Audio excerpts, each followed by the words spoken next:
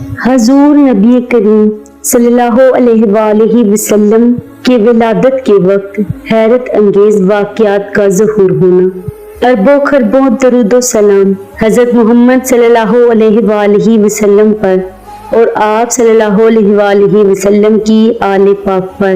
اللہ تعالیٰ کبیرہ اور صغیرہ گناہوں سے دور رکھے آپ کو، مجھے اور تمام دیکھنے اور سننے والوں کو۔ نبی کریم صلی اللہ علیہ وآلہ وسلم کی ولادت سے متعلق بہت سے ایسے امور رونما ہوئے جو حیرت انگیز ہیں۔ مثلاً آپ صلی اللہ علیہ وآلہ وسلم کی والدہ ماجدہ کو بار حمل محسوس نہیں ہوا اور وہ تولید کے وقت ثقافتوں سے پاک تھی۔ آپ صلی اللہ علیہ وآلہ وسلم ناف بریدہ تھیں۔ آپ صلی اللہ علیہ وآلہ وسلم کے ظہور فرماتے ہیں، آپ صلی اللہ علیہ وآلہ وسلم کے جسم سے ایک ایسا نور ساطع ہوا جس سے ساری دنیا روشن ہو گئی، اور آپ صلی اللہ علیہ وآلہ وسلم نے پیدا ہوتے ہی دونوں ہاتھوں کو زمین پر ٹیک کر سجدہ خالق ادا کیا، پھر آسمان کی طرف سر بلند کر کے تکبیر کہی، لا الہ الا اللہ انا محمد رسول اللہ زبان پر جاری کیا۔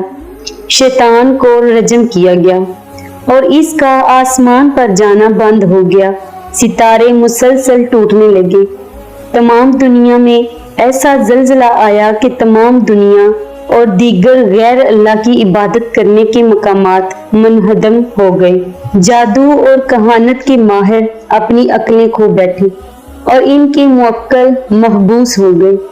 ایسے ستارے آسمان پر نکل آئے جنہیں کبھی کسی نے نہ دیکھا تھا۔ ساوا کی وہ جھیل جس کی پرستش کی جاتی تھی، جو کاشان میں ہے، وہ خشک ہو گئی۔ وادی سماوات جو شام میں ہے، وہ 1000 سال سے خشک پڑی تھی، اس میں پانی جاری ہو گیا۔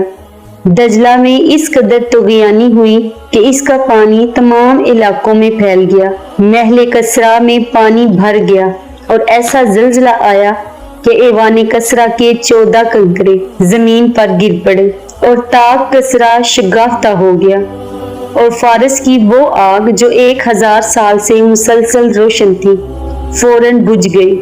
اسی رات کو فارس کے عظیم عالم نے، جسے موبزان کہتے تھے، خواب میں دیکھا کہ تندو سرکش اور وحشی اونٹ عربی گھوڑوں کو کھینچ رہے ہیں اور انہیں بلاد فارس میں متفرق کر رہے ہیں۔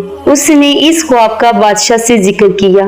بادشاہ نوشروان کسرا نے ایک قاصد کے ذریعے سے اپنے ہیرا کے گورنر نعمان بن مندز کو کہلا بھیجا، ہمارے عالم نے ایک عجیب و غریب خواب دیکھا ہے، تو کسی ایسے عقل مند اور ہوشیار شخص کو میرے پاس بھیج دے جو اس کے اطمینان بخش تعبیر دے سکے، مجھے مطمئن کر سکے۔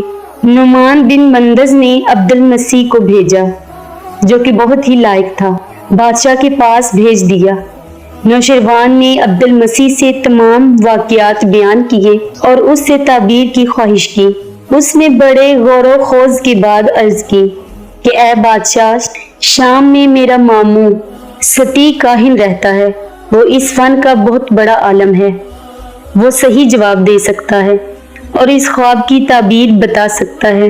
نوشروان نے عبد المسیح کو حکم دیا کہ فوراً شام چلا جائے۔ ستی ایک عجیب الخلقت انسان تھا، اس کے جسم میں مفاصل یعنی جوڑ بند نہ تھے، وہ اٹھ بیٹھ نہیں سکتا تھا مگر غصہ کے وقت اٹھ بیٹھتا تھا۔ اس کے بدن میں کھوپڑی کے سوا کوئی ہڈی نہ تھی، اس کے سر و گردن نہ تھی اور منہ سینہ میں تھا۔ وہ جابیہ میں رہتا تھا، جب اسے کہیں لے جانا ہوتا تھا تو اسے گٹھری کی طرح باندھ لیتے تھے، جب اس سے کچھ پوچھنا مقصود ہوتا تو اسے خوب جھنجھوڑتے تھے، پھر وہ اوندا ہو کر غیب کی باتیں بتاتا تھا۔ دونوں فرقوں کے علماء کا بیان ہے کہ وہ کاہن تھا۔ چنانچہ وہ روانہ ہو کر دمشق پہنچا۔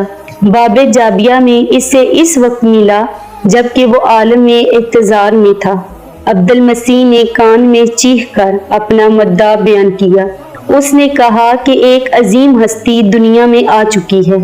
جب نوشروان کی نسل کے 14 مرد و زن کنگروں کے عدد کے مطابق حکومت کر چکیں گے تو یہ ملک اس خاندان سے نکل جائے گا۔ یہ کہہ کر وہ مر گیا۔ बारवायत रोज़ातुल अहबाब जिल्द नंबर 56।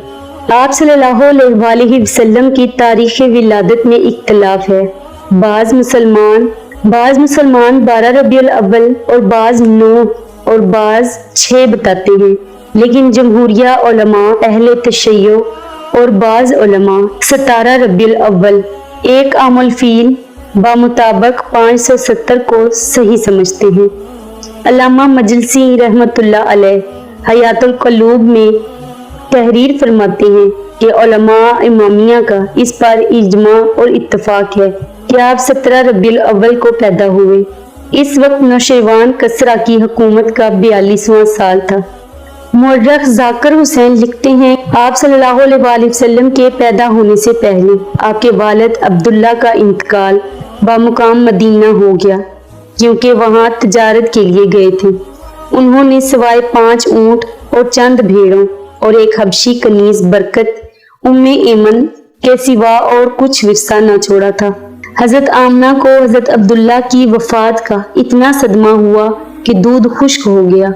आप सल्लल्लाहु अलैहि वसल्लम की उम्र मुबारक 6 साल की हुई तो साया मादरी से महरूम हो गए। आप सल्लल्लाहु अलैहि वसल्लम की वालिदा जनाब आमना बिनते वहब हजरत अब्दुल्ला की कब्र की ज़ियारत के लिए मदीना गई थी। वहाँ उन्होंने 1 माह क़याम किया। जब वापस आने लगी तो बामुकाम अबवा, जो कि मदीना से 22 मील दूर मक्का की जानब वाक़या है, इंतकाल फरमा गई और वहीं दफन हुई। आपकी खादिमा उम्मे ऐमन आप सल्लल्लाहु अलैहि वसल्लम को लेकर मक्का आईं।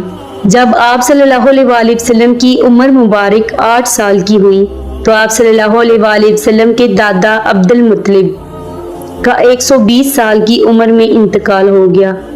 अब्दुल मुत्तलिब की वफात के बाद आपके बड़े चचा जनाब अबू तालिब और आपकी चची जनाब फातिमा बिनते असद ने फ़राइज़ तरबियत अपने ऊपर आयद किए और इस शान से तरबियत की कि दुनिया ने आपकी हमदर्दी और खुलूस का लोहा मान लिया।